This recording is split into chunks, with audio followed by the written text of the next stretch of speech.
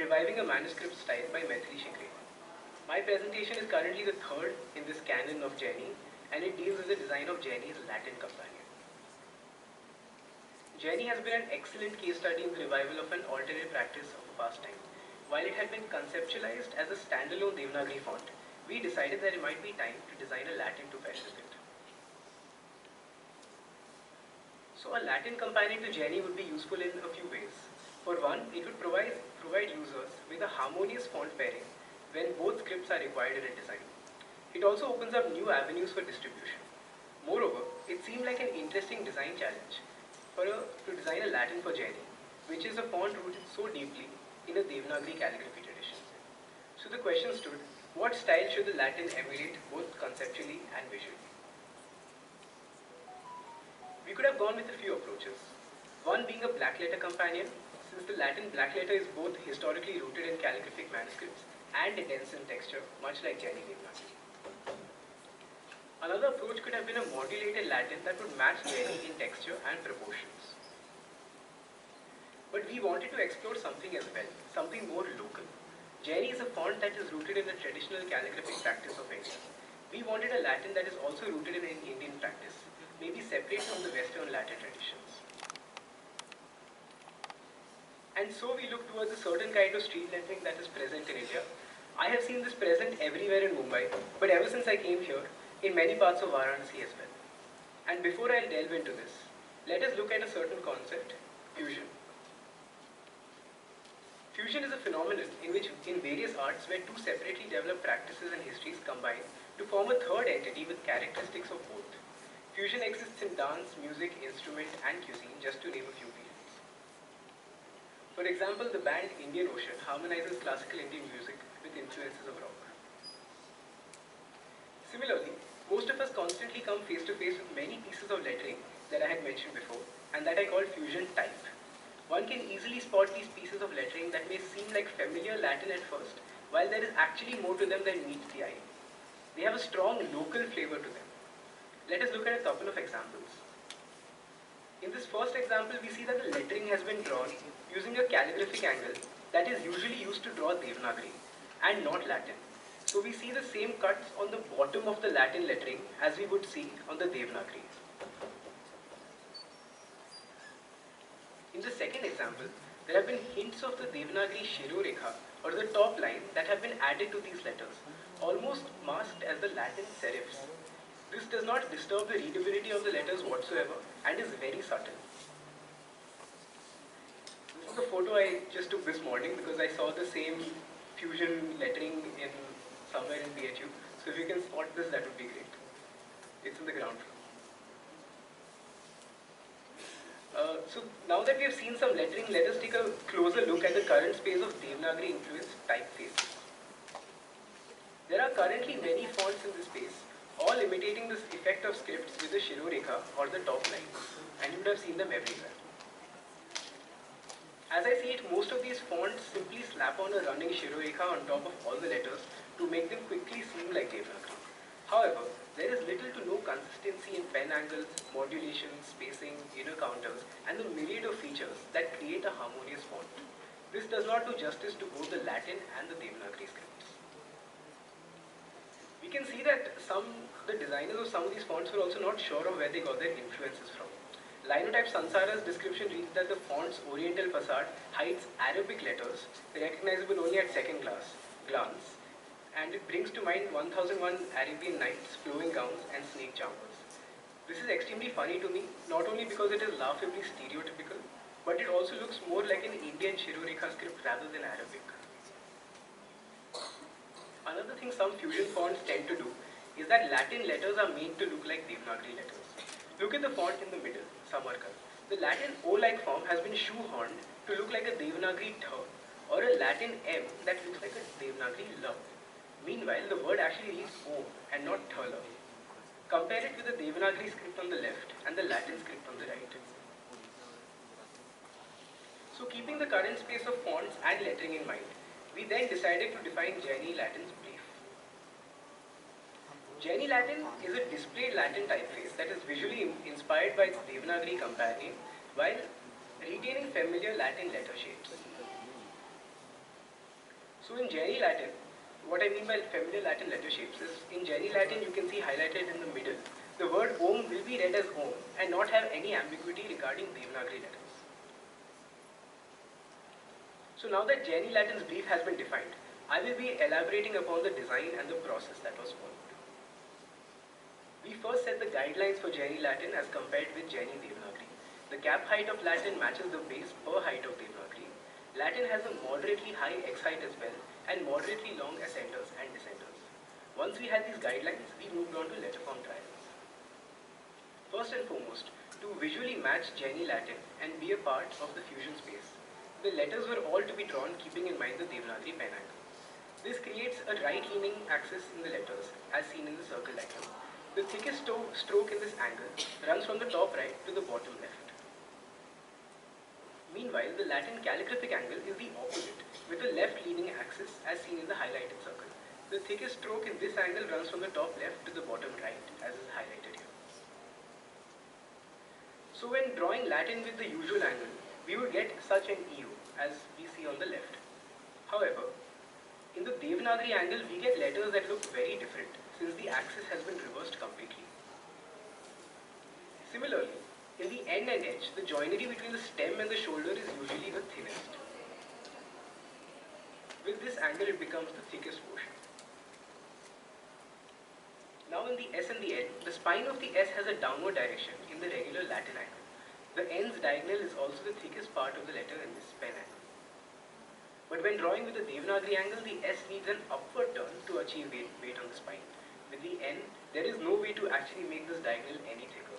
I feel like these are very interesting markers of this style. Now K and R normally have thicker diagonal legs when drawn with the Latin pen angle. But when drawn with the Devnagari angle, the only way to bring weight there was to change the forms altogether. While it was unusual to see such forms, we have tried our best to still maintain rhythm and consistency between letter shapes. One of the ways we have done this is by harmonizing the counter shapes within the letters. Once we had a pen angle and the measurement line set, we tried out different styles for the letter forms using the root letters shown here. This was an initial trial of Jenny Latin. Now this is a flowy style, but it appeared to lean too much to the left. This is another trial where we tried to emulate the Latin serifs at the bottom of the letters as well. While this was kind of cool, we felt like this style did not work for Jenny Latin. I had done a black letter study in the initial stage as well. So this is a trial in the style of a black letter, but with the Devnagari angle. It was interesting to see the variety of Latin styles that can be explored with this unconventional pen angle. The style we decided to finally move ahead with had more neutral familiar letter shapes with some interesting features from Jenny Devnagari, repurposed as seen fit for Latin. Now let us take a look at some visual features of Jenny Latin as compared with Jenny Devnagari. The rightward axis, as mentioned before, was the primary matching feature due to the matching pen angle with Devnagari. Another common feature is the speed of curves that have been matched across both the scripts.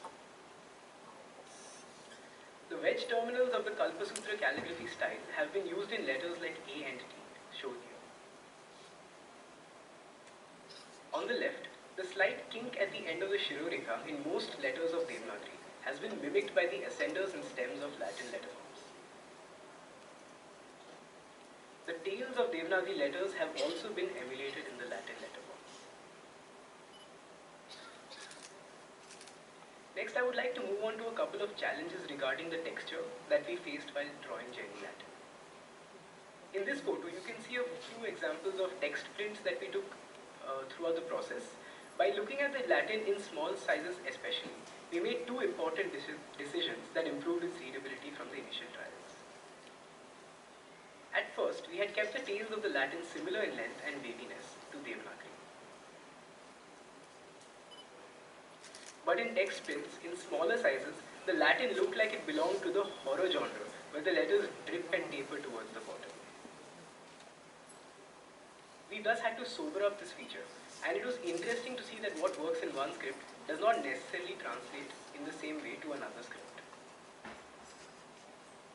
Another major change that we implemented dealt with the top line on the Latin letters. For letters like C, G, S and O, we had initially kept the top line to achieve the Shirorekha effect of Devnagari throughout the Latin letter form. However, in the letter O could be confused with the letter D in some cases. In this example, the word written is O-ring, but it can be read as daring because of that top line. So we made the decision to remove this line from such letters. In most letters like A, R, H, I and so on, having a line in that area mimics the Latin serif and is not unusual to see. But there is no such part in C, O, G, S. By implementing these decisions, the font's texture became closer to a familiar Latin and was easier to read in smaller point sizes. Now I would like to show you Jaini Latin's glyph set. The faded out glyph on top is the pre-existing glyphs of Jaini Devnagari. The highlighted half below is what I have made, Jaini Latin. Shown here are some of the letters, numbers and symbols of the font.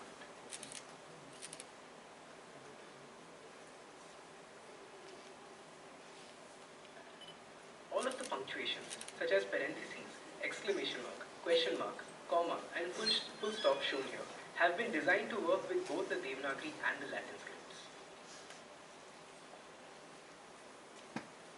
We have also designed ligatures in this font. We have the standard FI, FL, FJ ligatures category shown in the first row, along with ligatures like TT that help to reduce the white space between these letter pairings and preserve the dense texture of Jaini Latin. We also have discretionary ligatures like SP and CT. Jaini Latin also has extra characters with diacritics that support the transliteration or romanization of Sanskrit according to the standard set by ISO 15919. So one has the option of setting a verse from the Mahabharata in Jaini Devnagari while offering a matching visual transliteration in Latin as well. Or maybe the Jain Naukar mantra along with the matching visual transliteration in Latin.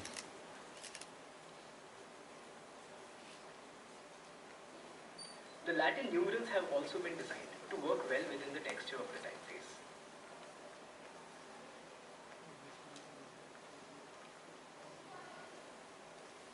So now I'd like to talk a bit about my thoughts on how Devnagari-influenced fonts are currently used and how Jaini Latin can also be used. Currently, Devnagari-influenced fonts like Samarkand, that is shown here, are used very widely to represent India as a whole. The problem I see with using these fonts to represent India is that these fonts try to mimic Devnagari very closely, and India has many major scripts that are in use. Of these, only a few North Indian scripts on the left, as you can see, have a running Shirorekha. All other scripts have had their own rich history of development before and after time, which is separate from the Shiro scripts. So it doesn't make sense when a font like this is used to represent the whole country with its diverse range of script systems. So when our Indian hockey team makes use of this font, it does not make sense to me. With Jaini Latin, however, we did not imitate the Devnagari script. Instead, we have only brought in the visual grammar of Jaini Devnagari specifically. So for one, I think I could see the font being used for festive contexts such as these. And here you can see Jaini Latin and Devnagari working well as headline fonts, as well as pull quotes in smaller size.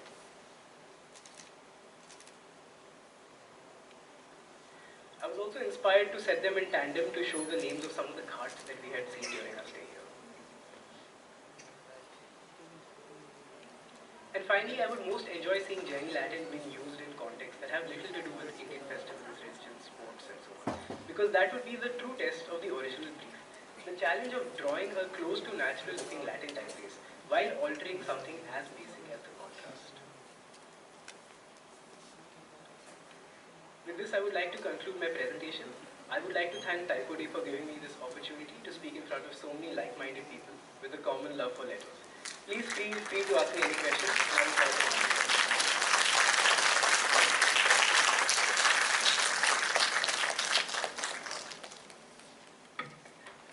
Thank you, Taresh. That's an amazing challenge to undertake, to translate the spirit and the essence of Chinese script into Latin font. open the floor for questions. Anybody?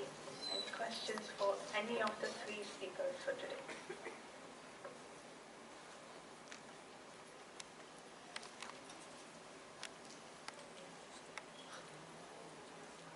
There's a question here. Okay. This is for Taresh. Yeah, excellent work on the adapting for Latin use. So, when I look at a Jenny when it's done in Devnagari, there is always this religious angle to it that pops up because probably it's Jain minuscule. But the, probably it's the angle of the nib. I'm not very well versed with calligraphic terms, so please excuse if I get anything wrong. But the Latin version, in my mind, the street lettering just always pop up. Like even when I look at it, that's all the more stronger presence for me. So when I look at the Devnagari one, there's angle to it. But when I look at the Latin one, there's always a street lettering one. Did you face a similar challenge? When you're looking at it, did that always come in your mind that, okay, this looks more like it? Or what were the other people's response? I'm not saying it's a beautiful attempt and it looks really good, but I just wanted to know your thoughts on it.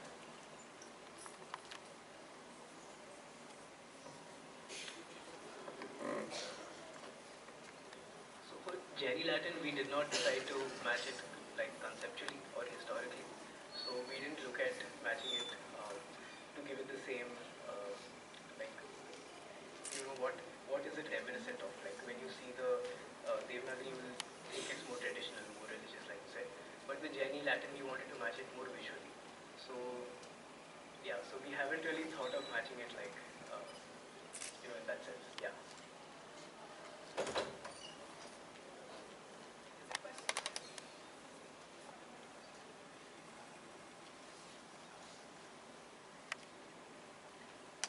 Again, my question is to Taresh. Before I start, excellent work. Amazing and happy to see that Indian scripts influencing the Latin scripts. So that's a good thing. My question, and I want to relate it to some conversation which triggered last evening in one of the presentations. Okay, how did you deal with, okay, I know that you changed the excite for the Latin script. Okay, but that ascender and descender part of it, because I feel that traditional Jaini script looks like what we let's say, speak about it like a display type. And when I look at particularly that Jaini script kind of scripture, you have that display kind of spirit in it. So how did you deal with it when you started with your Jaini script which was already there and creating the Latin counterpart?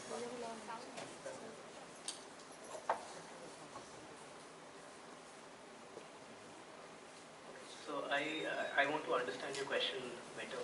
So you're saying Jaini Devnagari looks like a display typeface to you? So Yeah.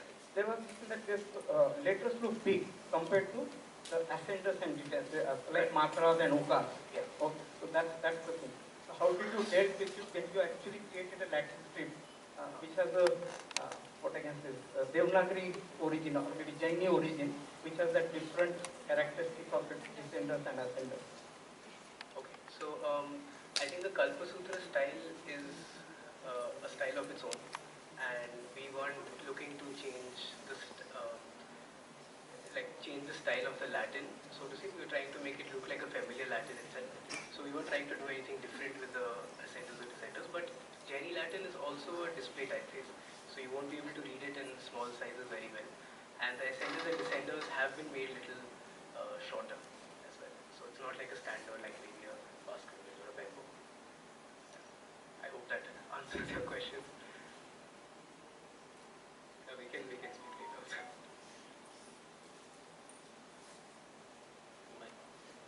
Hello, my question is to Purva. I'm just looking at the letter forms on screen. Right now I don't have a visual reference in print. So I was just comparing a and the. The word there was there, ude, something like that. So the bottom part of the, which is actually a circular shape, which is not actually overshooting the baseline. So is it a conscious decision, or if there is something else which I'm missing from, because right now I don't have prints with me. You got it?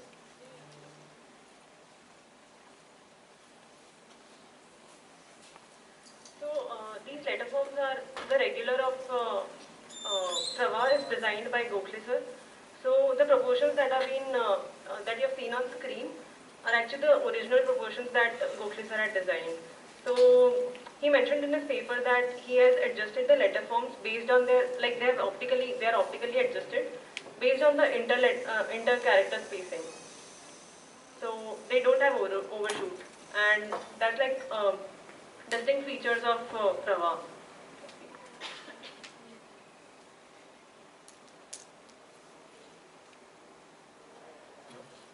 My question is to Taresh.